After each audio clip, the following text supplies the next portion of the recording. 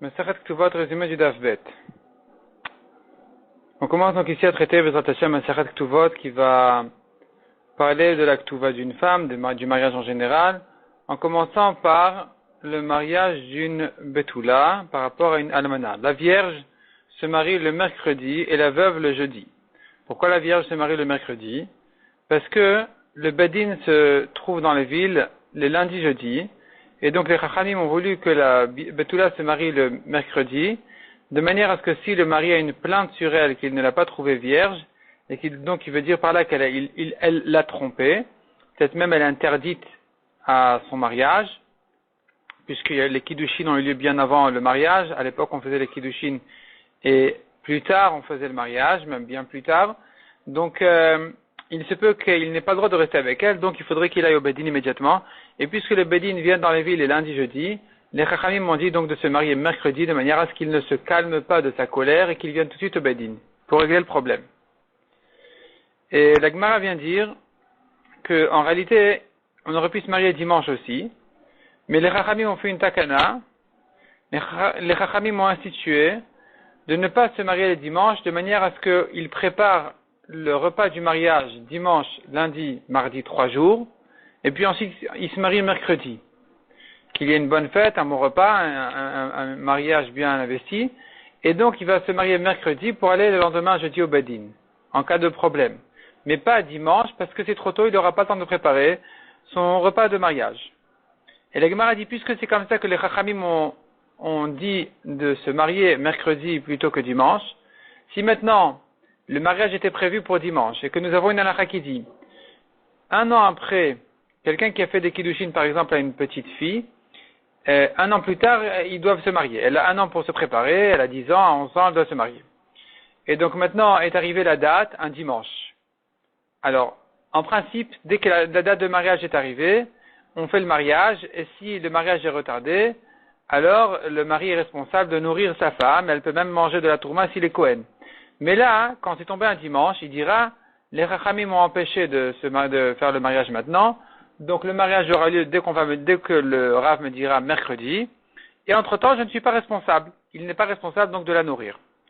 La Gemara veut déduire de là, la Gemara veut déduire que puisque tu vois que quand le mari n'est pas responsable, enfin c'est pas de sa faute, il a eu un empêchement, eh bien il n'est pas chargé à nourrir sa femme, entre-temps jusqu'au mariage, on pourra déduire de là qu'il en est de même dans le cas où il est tombé malade, elle est tombée malade, elle est devenue nida, donc le mariage a été reporté pour une autre raison. Ici non plus, il ne sera pas chargé, il ne sera pas responsable de la nourrir. La Gemara dit une autre version qui dirait non, c'est pas si évident que ça, peut-être que c'est différent. Parce que si le mariage a été retardé par la takala de Chachamim qui lui ont dit ne te marie pas maintenant, prépare 3 jours le mariage, et là il peut dire écoutez, moi je suis prêt à me marier, si elle vient chez moi, elle a qu'à manger chez moi, si elle vient pas chez moi, je lui envoie pas à manger, je m'occupe pas d'elle. Donc vous m'empêchez de me marier, c'est pas de ma faute, j'y peux rien. Donc je n'ai pas besoin de la nourrir.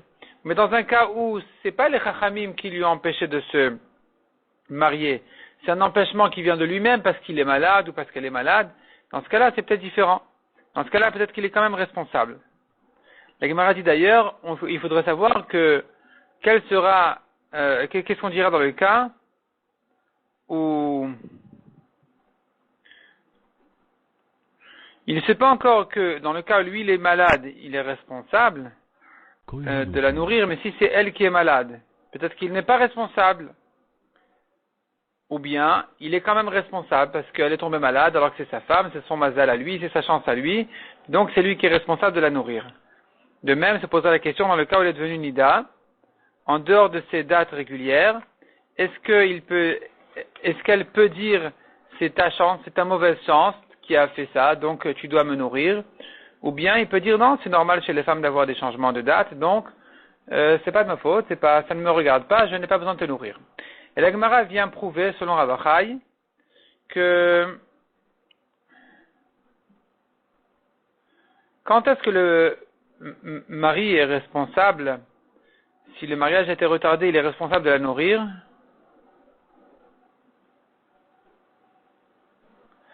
C'est même dans un cas où c'est la femme qui a retardé le mariage pour un cas de honnête. Dans un cas de force majeure, elle n'a pas pu venir au mariage à temps, il y a eu une maladie ou quoi, eh bien, le mari est responsable. Donc, tu vois qu'il est responsable même dans un cas de honest. La Gemara repousse en disant non, peut-être que non, dans un cas de honest, il serait patour, et on n'a pas de preuve de là, la Gemara repousse la preuve.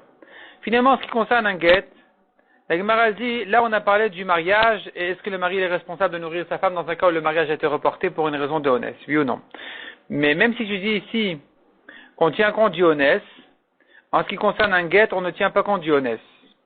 C'est-à-dire qu'un homme qui dirait à une femme, il dirait à sa femme, si je reviens pas d'ici un an, ce guet-là sera valable, je te donne, voici ton guet, au cas où je ne reviens pas d'ici un an, il sera valable d'ailleurs même peut-être dès maintenant, dans certains cas, eh bien, s'il revient au bout d'un an, le guet est annulé, s'il revient pas au bout d'un an, le guet est valable. Même s'il a eu un vrai honnête, il était à l'hôpital, il n'a pas pu revenir, il y a eu un empêchement, il y a eu la guerre ou quoi, il n'a pas pu revenir, c'est vraiment pas de sa faute, il n'y a pas d'excuse ici, le guet n'est pas valable. Le guet est oui valable, puisqu'il n'est pas venu à temps, le guet est valable, et la Gemara elle ramène quelques preuves, mais elle les repousse toutes. Finalement, la Gemara dit, c'est comme ça. On ne peut pas tenir compte des empêchements, parce que si tu tiens compte des empêchements, il y aura certaines femmes qui voudront pas se remarier, malgré qu'elle a le guet dans la main, elle va dire, mais qui dit que mon mari n'est pas revenu parce qu'il n'est pas revenu, peut-être qu'il a eu un empêchement, et que le guet n'est pas un bon guet, donc je ne peux pas me remarier. Alors que finalement, lui, il n'est pas revenu parce il compte pas revenir, et que le guet est un guet. Donc elle va se retenir de se marier, pour rien, elle sera une aguna. Ou bien, le cas contraire, il y aura des femmes négligentes qui vont dire, je peux me marier, il n'est pas venu, elle se marie, elle a des enfants, le mari revient, il dit, j'ai eu un empêchement. Qu'est-ce que tu fais maintenant? Les enfants sont des mamzerim parce que le guet est annulé. Donc on ne peut pas tenir compte des empêchements. Une fois que il a donné sa condition, si je reviens pas d'ici un an, c'est un guet. Donc au bout d'un an, s'il n'est pas revenu, c'est un guet. Peu importe s'il a eu un empêchement ou pas, ici on ne tient pas compte des empêchements. Donc c'est différent du cas du mariage. On a dit que s'il y a eu un empêchement, eh bien, il est peut-être pas responsable de la nourrir. On tient compte là-bas de l'empêchement. Pour le guet, on ne tient pas compte de l'empêchement.